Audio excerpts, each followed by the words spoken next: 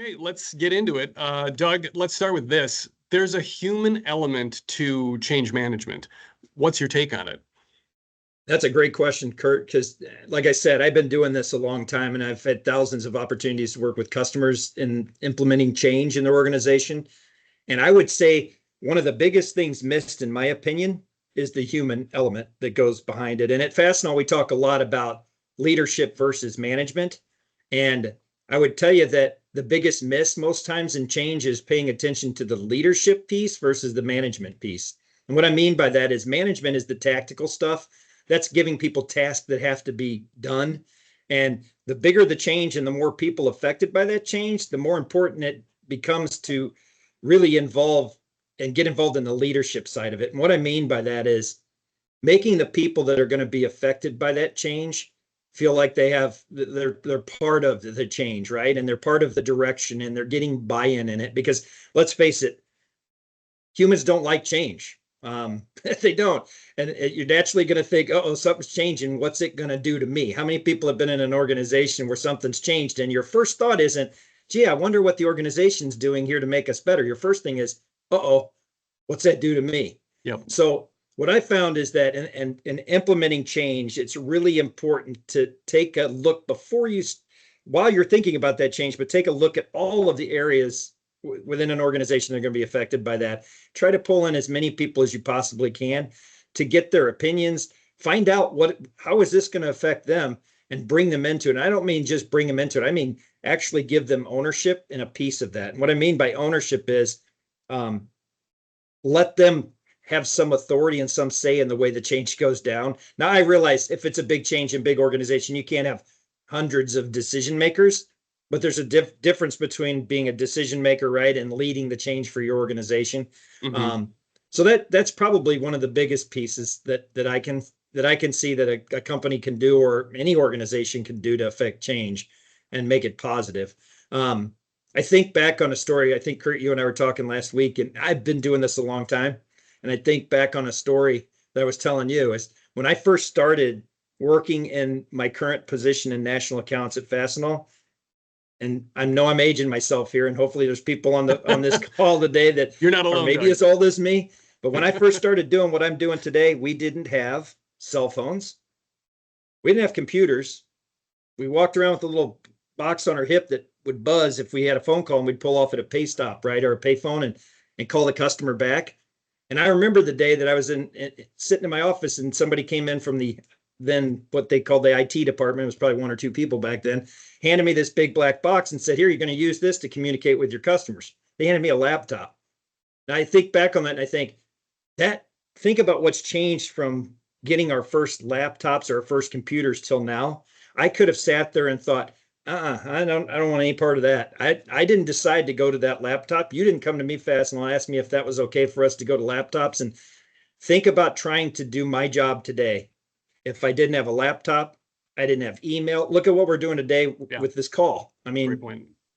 Virtual meetings, all of that kind of stuff. I could have said, you know what, I'm not going to do that. I'm going to stay doing what I'm doing. So I think about change too. And I love the saying, nothing gets better without change. But guess what? There's another thing out there. If you don't change, you don't keep up. So sometimes changing in an organization is just keeping up. I would not have been able to keep up with my role and my responsibilities had I decided not to change and adapt to change over the course of the 26 or really the 30 years in the business that I've been in. So I point out to everybody on the call, everything comes down to the people involved in changing. And that's probably one of the areas that I think change implementers, if you will, people implementing change, step back and look at that piece. Ask yourself, is that a management task or is that a leadership task? And how can I approach those?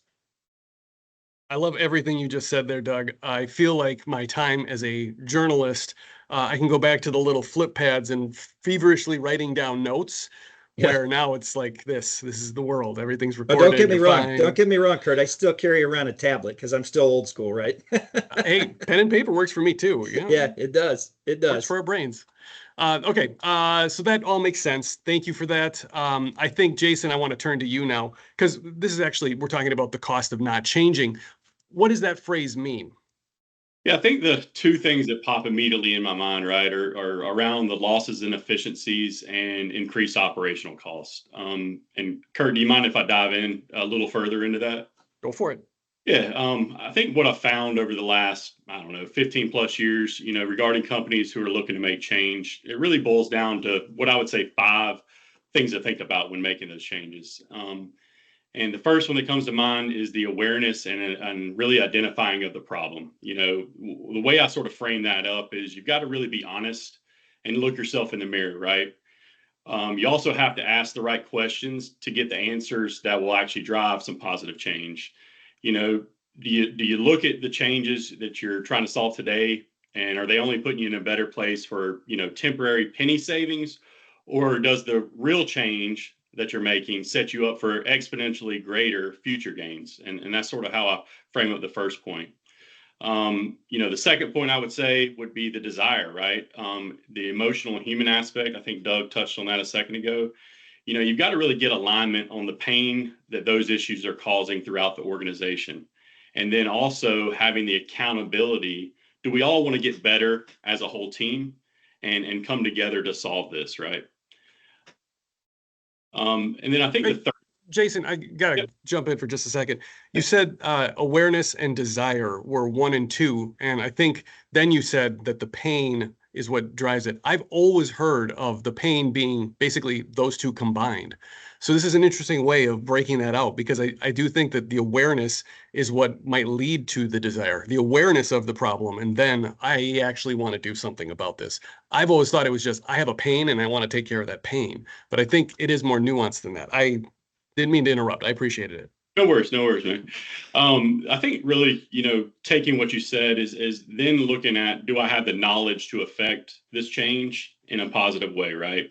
And Mhm. what I mean by that is, one piece of advice I received early in my career was you don't have to be an expert in everything. You just have to know where to go to find those experts and the resources to help. And I think that really the key is finding a supplier partner that can help you navigate change, what that looks and feels like throughout their experience in dealing with some of that change as well. And then I think really the fourth thing would be, taking action on it. You got to really lean on those experts to help with the process. One thing that you need people that you can build and so sustain the momentum for that change as well. So the way I view that is you essentially need a coach, right, alongside you to help you with the fundamentals, and then also act as a motivator to help you get through some of those pain points as well. And then to wrap it all up, I think is really the perseverance, right? What does that long term look like for you? Communication of the small impacts that you're making, the small wins, they create a domino effect that you can really build on. I think you got to track that progress to hold each other accountable.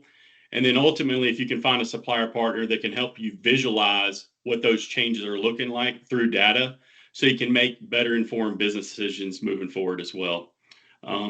Kurt, I hope that answered that question for you. So It works for me. I'm going to do the poor man's recap. 5 steps: awareness, yep, desire, knowledge, taking action, and persevere. perseverance. See, Yep. poor man's. See, there we go. Okay. If I'd done it perfectly, everybody'd be like, "Well, that's not a poor man's." So moving on, moving on. Brian, I'm going to turn to you now because you work in the world of continual improvement. So this is where you're going to maybe slap my hand a little bit, I bet. I did some number crunching. I was trying to put a number on the actual cost of not changing. So I know that teams that do a specific process, a TCOA, and we can get into that more in a minute here, but those teams on average see a cost savings of around 21%. So the inverse of that must be true. By not making a change, they would have missed out on that 21%. Can you give us your perspective on that? Well, I'm glad we're talking about numbers, like coming from the project management world, the consultant world. That's something I'm definitely more comfortable with. But yeah, Kurt, I think you're close on your question, right? And being more technical here, right? I think it does help to understand some of the differences between some of the costs of not changing and some of the costs to change are, right? So the cost to change, at least as far as a bucket goes, right? That's going to tend to be more of your tangible costs and tends to be more upfront. Whereas the costs not to change tend to be more intangible and over time. So I think a really good example to kind of highlight and show the differences would be back in the year 2000 when Netflix, with Blockbuster, rejected the offer to acquire Netflix for $50 million. Yeah. And then eventually going bankrupt, right, 10 years later, right? Whoops. So, yeah, exactly. So you have the cost of change, right? Those tangible costs, right? That 50 million purchase price, other merger and acquisition costs, versus the cost to not change. Well, ultimately, right, with that market shifting from that physical medium to the digital world, well, Blockbuster lost their competitive advantage, right? Of being that brick and mortar powerhouse, right? And all the economy of scales that brought them. So at their peak, right, Blockbuster had 83,000 employees, all of which had to eventually find new jobs, and a market cap of $6 billion. Netflix, as of this afternoon, had a market cap of over $300 billion, right? So you can kind of see there, right, some of the cost of not changing for Blockbuster in that example there. So I think where TCO, or total cost of ownership, fits in, or TCO for short, very similar, right? Again, bucket, if you think of it as in terms of a bucket. So total cost of ownership, where it's different than the other two is, again, it's more of the tangible costs, and it's the total cost of, acquiring and operating and managing over an entire life cycle. So, fortunately, most of us aren't making those type of C-level decisions like the Blockbuster, do we acquire, right? Which is a good thing, right? So for us, that total cost of ownership, especially when you pair it with something that we have adapted directly from lean principles, being a domain process mapping, right? So when you put it in that comparison format where you're comparing one total cost of ownership to another total cost of ownership analysis, I think for us and kind of the day-to-day business decisions that we're making, right? I think that is a really good focal point to look at. But TCO cost, right? It shouldn't be the only thing you should be considering, right? There's some intangible aspects to things as well. And Kurt and Jason and Doug already kind of mentioned the human element aspects, right? Mm-hmm, mm-hmm. Yes, you can look at one TCO cost and it may be better or an improvement over another one, but some of the things you need to ask, those intangible things that you need to understand are, well, hey, by going this direction, what am I asking my employees, right? What business decisions I'm asking them to do? Some other things to consider as well as, hey, what's the probability that we're going to realize the outcome of this TCO, right? Whether it being from the actual realized project itself or being successful at just implementing that project there. So, again, not things you should only totally consider as TCO, but again, something that should be heavily considered when you're looking at it, making those decisions. Okay, so TCO again is the total cost of ownership, and a TCOA is a total cost of ownership analysis where you really you drill down everything to find the actual costs that we're talking about. Then you can have a more apples to apples type of a conversation. Okay, I think I follow. So Kurt, I want to say something here to Brian. That makes me think of one thing too, is that we always talk about things like just because you ignore something doesn't mean it's not happening in your business. So just because you say we're fine, we're doing great, doesn't mean those things aren't happening in the background. It makes me think of a TCOA. You really don't know until you try to find out. But things today are happening in your world that they're costing you money. You just don't exactly feel it. Blockbuster had no idea that the Netflix thing was going to turn out the way it did, but it did. And they ignored it, and look what happened. So I kind of like that saying too, just because you don't see something doesn't mean it's not happening. Yeah, I think Kodak would agree with you. Yeah. Let's dive back in here. So we do know that TCO is a big part of what we're talking about here. And while we've kind of talked about the cost of not changing, we haven't really dug into the overcoming change, the change aversion part. So you mentioned it before, Doug, and this is going to be a question for you. That humans just don't like change. And I'm kind of wondering, when it's handled correctly, how can people show that the reward of change outweighs the risk? Well, and that's a great question too. And it makes me think of, what I said before about the management versus leadership in the change world, and anything we do showing leadership. And you guys have probably heard the saying, and people say it all the time, it's kind of cliche, I hate losing more than I love winning, or vice versa, or whatever the statement is. It's actually a fact that people hate to lose more than they love to gain. There was a study done that I was reading that in an article from a consulting firm out on the East Coast, and They did a study of people, and people actually feel more pain if they drop a $5 bill out of their pocket onto the ground than they get the joy of finding a $5 bill, if that makes sense. So the fact that people are resistant to that type of thing, and it go back to what I said earlier about people involved in the change fearing loss, fearing status quo, fearing what humans like the most, to be consistent, right? And that change. So I think illustrating what you guys were talking about is great, illustrating the benefits to everybody involved in that change rather than the change itself. You have to come at a change and say, we're doing this because of this. I mentioned my laptop before. They came in and did a good job of saying, look what this is going to do for you in your job. It's going to take a while for you to adapt to it, but they didn't. I made a joke earlier that they just dropped it on my desk. It wasn't true. They brought it in, they trained us on it, obviously. But you have to share what the rewards are going to be out of the change so that people can literally feel it and understand it. And there's two things I want to talk about here too, is there's the benefit to the organization implementing the change, and then there's the benefit to the people. There's two separate things. A lot of times I think management, if you will, if you're managing a situation, looks at the benefit to the organization. And I can tell you, a lot of people on this call, I know me specifically because I've been doing it so long, and Kurt, you or Jason or Brian, how many people have thought, I'm going to do this and it's going to change the world. It's going to be such an impact on my life, or it's going to change our organization for the better. And then you check back 6 months later and nothing's really happened. Mhm. That happens all the time. And I'm telling you, it's not usually the plan. It's the buy-in and the support of the plan. So if you're thinking about implementing change in your organization, I can't emphasize it enough to go back and look at who's going to be affected by that change and figure out the benefits to them as well as the organization because at the end of the day, whatever plan you put in place, people have to live with it and they have to implement it and they have to manage it. So I think that's probably one of the biggest pieces that I would say, Kurt. Okay. As a human aspect is focus on the gain, focus on what they're going to gain from it, because that's not the first thing they're going to think of. First thing they're going to think of is the loss of the change. So it feels like you're kind of hinting at this, I think. The idea of change affects the company, it affects the people. You're trying to make both happy, but if you don't have the buy-in from the people, you can never make the company happy. Right. It's because it's the people that are going to have to make it work. So. Okay. Doug, you'd said something before when we were on our prep call, and I want to throw you a curveball here. Can you take me through the Band-Aid versus the frog? Oh, yeah, we were talking about it. And I just assumed, again, I'm from Missouri, so we talk kind of funny in the Ozarks with sayings. We have a saying, so that's either in a change, you're going to rip the Band-Aid off or you're going to boil the frog.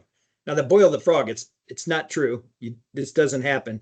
But the difference is, change is you do it instantly because you have to, it's an emergency, or you boil the frog. The old saying is, if you put a frog in water and you heat it up, the frog will sit there. As the water gets warm, it won't jump out. Not Now, knowing that it's cooking. The negative on the end of that is obviously what happens to the frog when the water starts boiling. That's not what we want in our change, but those are the two types of changes. Is you have to decide, is this something we have to do immediately and then you have to tack towards that? Or is this something that is going to be, like you mentioned before, Brian, Blockbuster didn't realize they'd made a mistake the day they made that decision. It's over the course of time, it boiled that frog to where they look back on it today and go, oh, we probably would still be in existence had we implemented that change.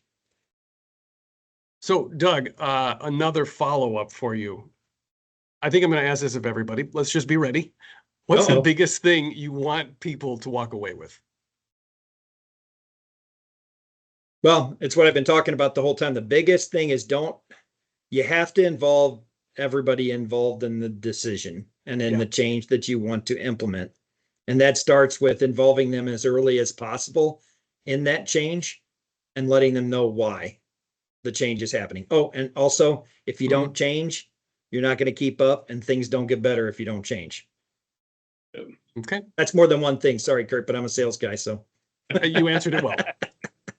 And I think it's probably time to do a segue here. Let's talk a little bit about the idea of speed to change. That's kind of where we were, I think, going with the Band-Aid versus the frog. So, Brian, this feels like a question for a lean solutions kind of a mind. So what value or capabilities do people get from changing sooner rather than later? Yeah, no, great question. And so to start off, I think quick story time here. So I think Ben Franklin famously said, right, the only thing certain, right, is death and taxes. Mm-hmm. Well, a lot has changed even since the 1700s, right? You can cryogenically freeze yourself now. Yes, you can. I don't know the science behind that, right? But that's something you can do. And obviously there's tons of loopholes around taxes, but I think one horse that we've all beaten on this call so far is, right, that the fact that things will be different tomorrow than they are today. Yeah.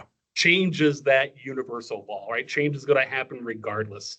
So, I think there's some value or some utility, I think, for us as individuals and us as organizations, right, to understand and evaluate what's our relationship with change, how do we approach change, right? Because how LeBron James approaches trading to be a professional basketball player, and how I have approached trading to be a basketball player, right, has two different outcomes, right? Because two different approaches, right? So, I think, and can I answer your other question too, as far as what I would love for people to walk away from is really, our relationship with change, how we manage change as individuals and organizations has that impact on the outcomes of what those change looks like.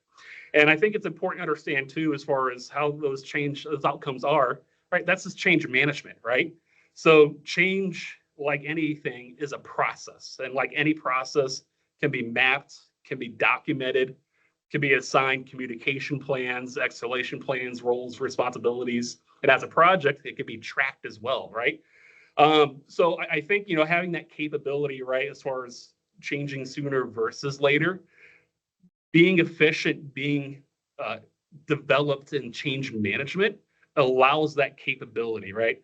And I think some of the capabilities that allows organizations and individuals to have, right? We all heard the terms as far as companies need to remain nimble, right? To adapt to the market conditions and making changes. Well, that's change management, right? Being very good, being very practiced at change management gives you that ability to be nimble, to make decisions quickly, to react quickly. And like Doug mentioned, right? The survivability of and success of us as individuals in our careers and us as a company, right? Having that value or that capability of in relationship with change, right, has an impact on all of that. Mm-hmm. You said that companies need to be nimble, and I don't know if you noticed or not, but Doug, Jason, and myself just started bobbleheading. We're like, yes, we agree with you. You actually said something in a previous call. I think I wanted to come back to this. I think it's a direct quote, but I think it says, the sooner you change, the more time you have to adapt to the future. Do you feel like a sage when you say that? Who did I misappropriate it? Does it go to somebody else? Yeah, no, great question. And so I don't remember saying that, Kurt, to be honest with you. But then again, we had a lot of conversations and I've slept since then. So, and it's not a number. So that's probably why I don't remember saying that. But okay. Yeah, no, 100% though is again, going back to our relationship to change, how we manage change, and the more practice we are at it, right, gives us that ability to have the potential impact, right? And then and to add on to that, as far as Doug mentioned, as far as that human element aspect as well, right? Organizations where change flows easier, right? Where there's that mapped pathway, right? Where your managers and your leadership can kind of set what those goals and expectations are when we approach change and when we approach change and when we pull that trigger. Again, all that kind of the more practice we are at that, lowers the costs and increases the efficiencies and allows us to take on more change and more successfully. So Kurt, I remember reading somewhere as well that change that is imposed is twice as likely to fail as change that is owned and, explained. Mm-hmm. So that's the negative piece too, that he's talking about, is is the ownership of the change. I thought that was fascinating, that change is so negatively viewed by humans and people involved that they're twice as likely, if the company comes and says, you're gonna do this, there's a twice as much likelihood that's going to change as opposed to involving the people affected. we've kind of been dancing around this the whole time, but there's a book called Sapiens. I can't remember the author, that dives into why humans are wired that way. And it is saying that it has something to do most likely with the fact that, a saber-tooth could have eaten you in the past and you wanted to avoid anything that was bad. So Yep. negative in general is something that we pay a lot of attention to. We become hyper aware Yep. about it. So Yep. it makes perfect sense. The more we've gone top to bottom here and we just, keep hammering this. If people can't trust the change that's coming, you're setting yourself up for failure. So I think we need to keep that in mind as all of us move forward with change. Yep. I'm going to jump in here. Hey, thank you, Jack. Yes. Okay, I'm not going to try to pronounce that name, but it's in the chat if anybody wants to see the author. There you go. So with that speed component in mind, Jason, I want to come back to you here. I feel like we've been talking about change a little bit in a vacuum here, because the reality is that, like, if you don't change, it's very likely that your competitors will. So is that the ultimate motivator? Is the status quo the same as standing still? Yeah, I mean, I think it just going to highlight some of the things that Doug and Brian have just said, right? If you don't address that today, you're really just leaving money on the bottom line. Think of it this way, the way I sort of look at it is if you have an injury, and I think Doug alluded to this earlier, is essentially you have an open wound. And if you don't cover that wound or you don't fix that problem, you're really exposing yourself to future problems and things that could happen, tomorrow. The pain of today will exponentially increase at some point. And so you have to fix it before that problem becomes worse. So does that answer? I'm going to follow up and see if I have captured the essence of that. We should think of supply chains. We should think of the work that we do as an organism, and you would never just leave it injured. If your supply chain got a cut, I don't know, that's probably terrible. We're going into the weeds here, but if you got hurt, you wouldn't just be like, well, I'm going to live with that pain. That's totally fine. You're going to find a way to, work around it. You're going to find a way to heal it. Hopefully you're going to LeBron it and you're going to, work it out so it gets better. Yep. So I think I hear what you're saying. Limb. Yeah. See? Yeah. See? Okay. Let's see here. Guys, any other closing thoughts on that before we segue? Silence is golden. I'm taking it. Yeah. Okay. Yeah. So what's up? You got something for me? No, I'm good. No, we're I good. talked at the same time. I couldn't hear anything. I'm sorry. Okay. So we're just about to the Q&A. So for those of you who want to get into the Q&A, throw something in the chat, throw something in the Q&A section. We'll find it. We'll answer it. I think the producer was already sending some stuff my way. I don't know where those came from, but we're digital. We can't be giving you physical swag, everybody, but there is digital swag that you're going to be getting. So we're going to be sending out the change management checklist. That'll show up in a follow-up email. Again, digital. You're not going to get it in the snail. So there's also a link to a digital version of the magazine that Fastenal produces called The Blueprint. And we did a deep dive into the cost of not changing. Actually, Jason wrote one of the articles for that. So you'll get to see the whole magazine. It's free to subscribe, everybody. So go subscribe. Another thing here, the real prize is that you get a chance to talk to experts like the three men on the call who aren't myself. You can talk to me too, but I'm not an expert. So reach out to us and we'll line you up with the right Fastenal rep who can help you. If it's something lean, then I don't know who you're going to go. Brian, I don't know who you're going to go to. If it's just general questions, maybe Doug or Jason could help you. But either way, we can start helping you today. So reach out, please. You can find us on LinkedIn. You're going to see the emails from us. You can just reply to those emails. However you want to do it, let's talk. I did just see a chat from the producer that says that we have some questions lined up here, but don't hesitate to send more as we're going through this. So let's dive into the first question. I have to switch windows here, so this is going to get awkward. Here we go. Change is tough, Kurt. Change is tough. Yes. Part of the thing, why didn't we build it in, you guys? Okay. Yeah, that's a good one. So this first one says, how will not changing affect our customers? Doug, you want to take that one? Oh, I've got that one. And I don't mean to be course here, but it's a pretty simple answer. They won't be your customers anymore. Because if you're not keeping up with your competition, somebody else is knocking on their door, and always trying to make people Yeah. better and companies better and Yep. cost savings and all the things that make the world what the world is today. So I know that sounds pretty short, but it probably won't be your customer anymore. Yeah, no, I think I get it. Yeah. So I see something here. Let's see if I can get this one read too now. What methodologies do you typically use to identify the root cause of a problem? What do you use to identify the change needed? Brian, I feel like I'm looking at you for that one. Yeah, so some of the tool and obviously being very developed in terms of inventory management, project management, we've adapted a lot of tools out in the field, right? So one of the exercises that we coach and add to our standard operating procedures for some of our customers, right, is sometimes it's the principles of the 5D, right? Asking why 5 times, right, to get to that root cause and to identify.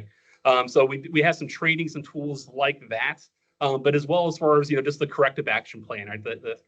It's something that, again, that we have internal trainings, and then something that we coach our operation branches on as we come across, we need to identify that root cause, right? Asking why 5 times, and then that process of the correction action plan. Okay. I like that. Anything else So to add, gentlemen? Yeah, I have a quick question for Brian too, that maybe what the person was asking, I don't want to put you on the spot here, buddy, but when we go in and do a TCO, and this is what I've been talking about, bringing all the people involved in the change, and give us an example maybe of when you go in and do a total cost of ownership analysis or a TCO for a company, can you give us some flavor around the different people that you talk to during that as people that are potentially going to be affected by the change?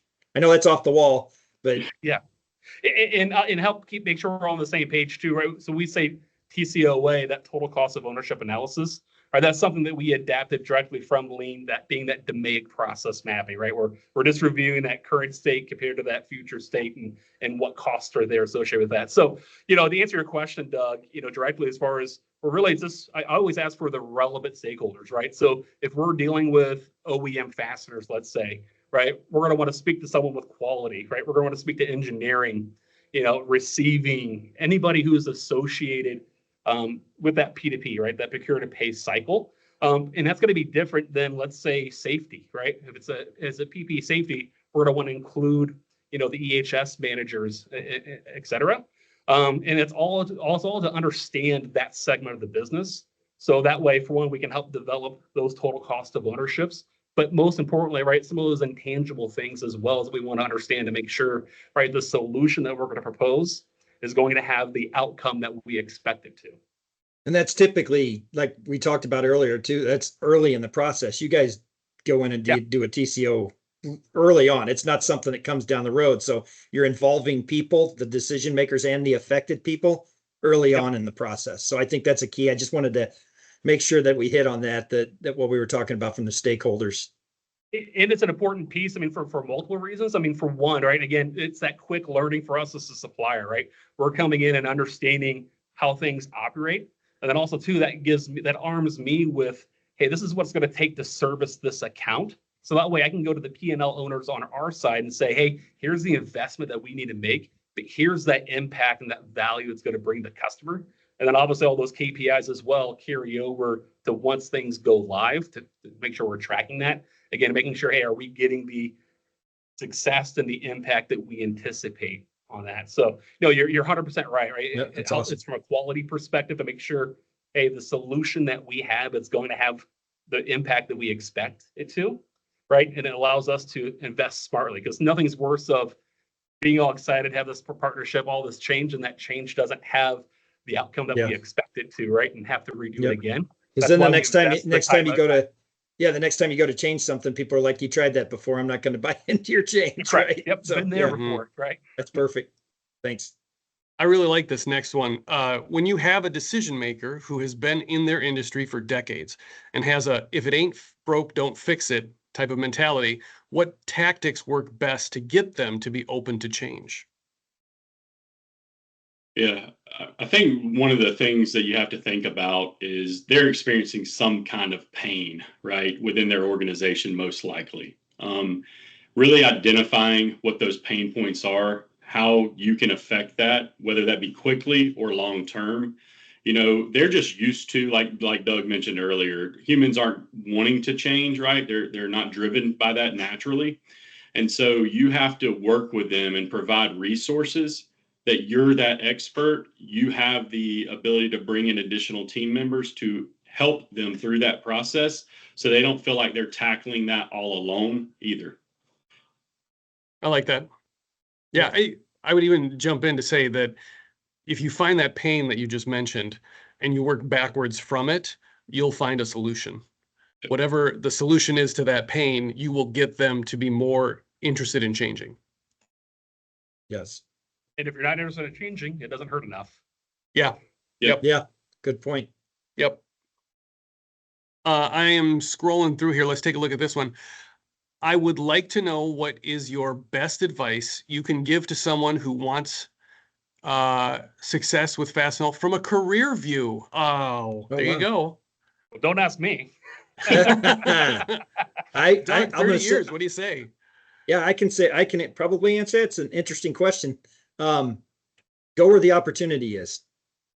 I think Yeah. I would give that to anybody entering any career at any time, whether it be with Fastenal or anywhere else. This kind of goes along with change, right?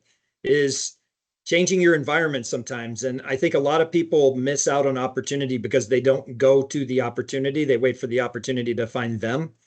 And I know in our organization, which is the only one I can speak of for the last 30 years, is I've had the opportunity to move up in the organization. I think a little bit because of talent, but mostly, I would say mostly, I went where the opportunity was, and I've moved all over the place knowing what my end game was. I'm not saying everybody has to do that. You have to find out what your priorities are in life. And if one of them is staying in your hometown and being around your family and all, that's great. That's great. But if one of them is, hey, I want to change the world and move up in the company and all that, a lot of times opportunity doesn't necessarily knock. You got to go out and call out on opportunity. So that's probably the biggest advice I would give to anybody entering any kind of career is go where the opportunity is. And I think another thing to add was get a mentor, right? Somebody that you look up to, somebody that's been experienced in that, I guess, topic or field that you're looking at as well, because they can give you advice along the way of what you might need to navigate and how to navigate it as well. So I feel like we have, in a sense, a repeat question, and you guys got to tell me if I'm wrong here. What if a customer doesn't want to change? What if a customer doesn't want to change? Even if you do even if you do all you can to sell the value of better methods. I feel like this is the same thing we said about the person who's reluctant to change. Show them the pain, highlight the pain, and then they'll be more interested in a solution to the pain because they might not be aware of their own pain. Well, and I would go ahead, Jason. Yeah, I guess one of the things to think about is, sometimes you just don't know what's out there, right? The new technologies out there, maybe your current supplier that they're working with aren't bringing you ideas that are new to the industry. Maybe they just don't have any insight of what that can bring to their business.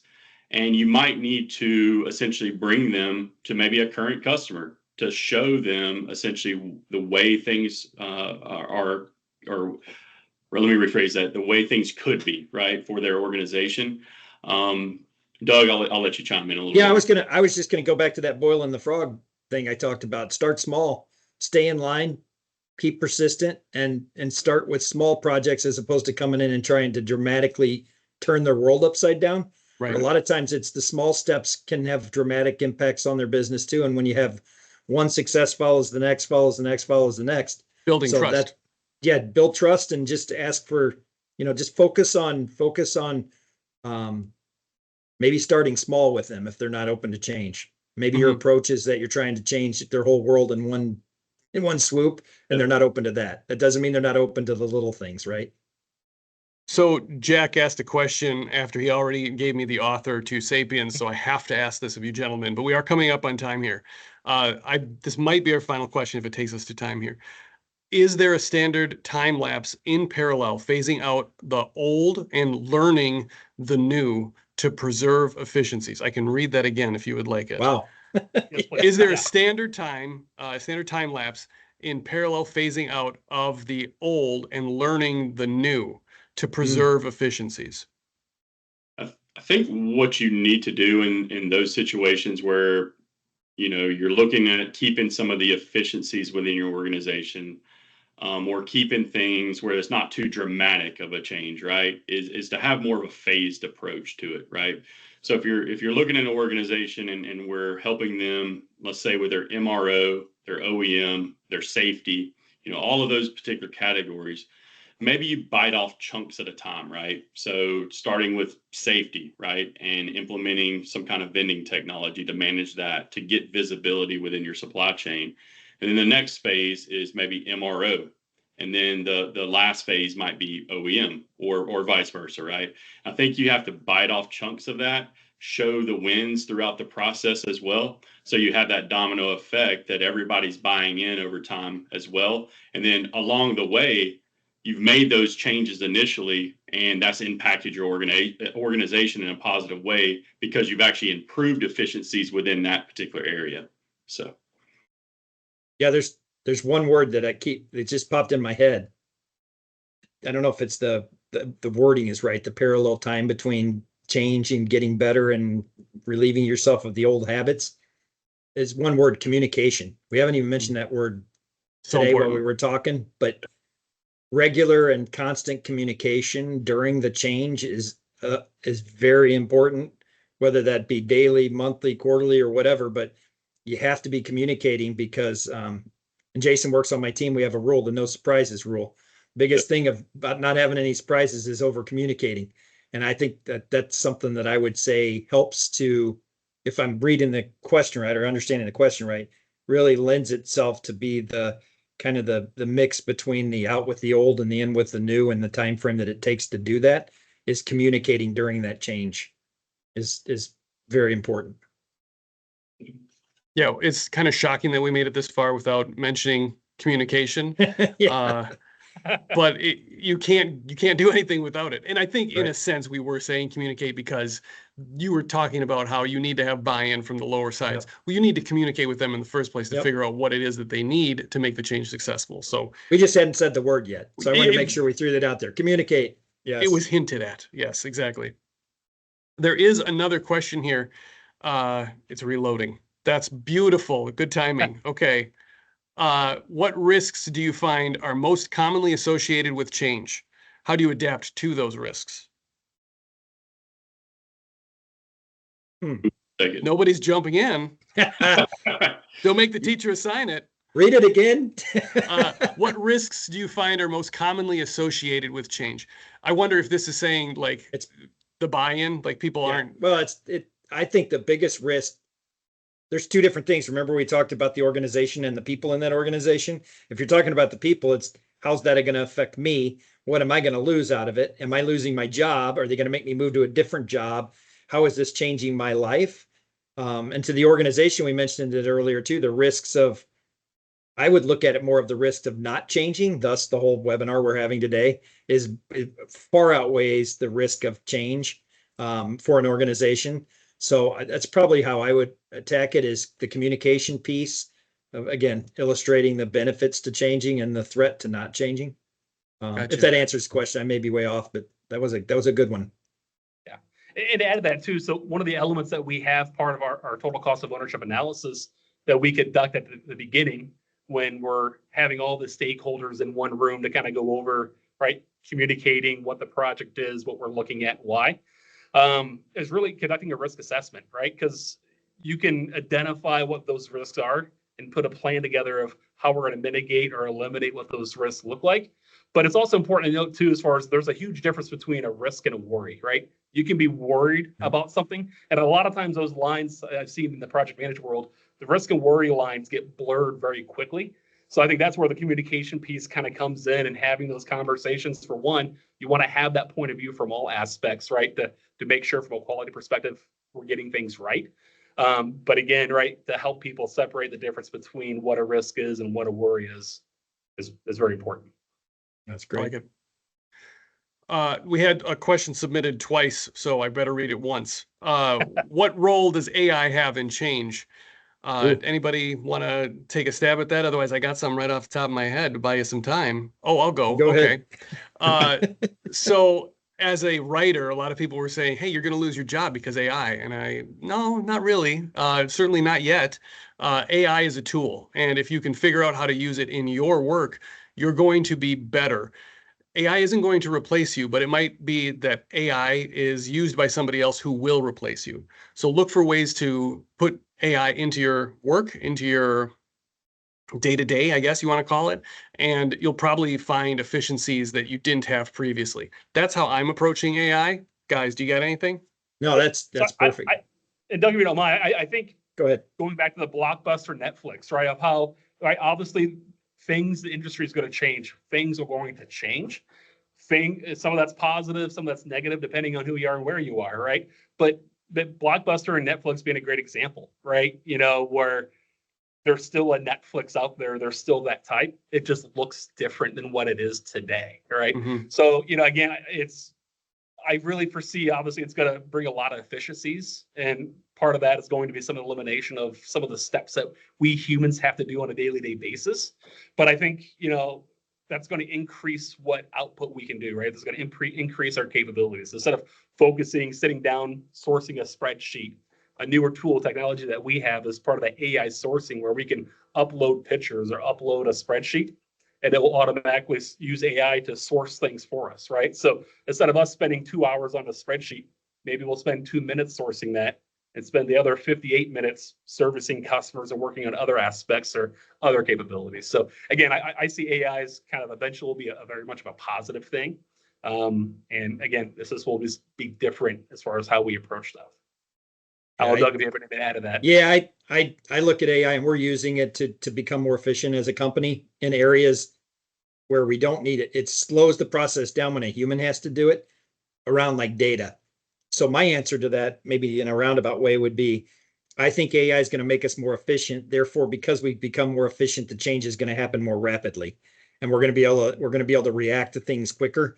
One of the biggest things we deal with is bad data coming in from customers because of legacy programs and all kinds of different things where the data isn't good. We're going to be able to utilize that to get through and anybody from supply chain that's on this call understands sending out the RFQ. So we pull in all of the information from our ERP system, create this quote, and loft it over the fence to all the suppliers. That's a huge battle for us as suppliers because of just the pure messiness of the data. So AI is helping a lot with that in that world. But that's my answer is I think it's not going to change. It's not going to do anything but make change happen faster. Just like everything's exponential in our world today. I can't even imagine what it's going to look like even a year from now, 5 years from now, because everything's so fast. So it'll allow all of us as humans to hopefully to keep up with the change because we're becoming more efficient. Okay. Gentlemen, we're at time. I'm going to again say that if anybody wants to reach out to any of us, please do. But otherwise, any closing thoughts? Nope, I think the thing to do is don't delay the change, right? It's costing you money. And Doug, I saw you were about to say something as well, I think. No, I just very appreciative because one of the changes that happened was I got invited to participate in this because a change was made in somebody's schedule, and they contacted me and said, "Would you like to do this?" And Kurt, I was busy this week, and I said, "Absolutely, I want to do it because I have passion around change and around helping people to get better." So really appreciate that everybody that attended this, and look forward to speaking with some of you in the future, hopefully. Thanks all. Take care. Thank you.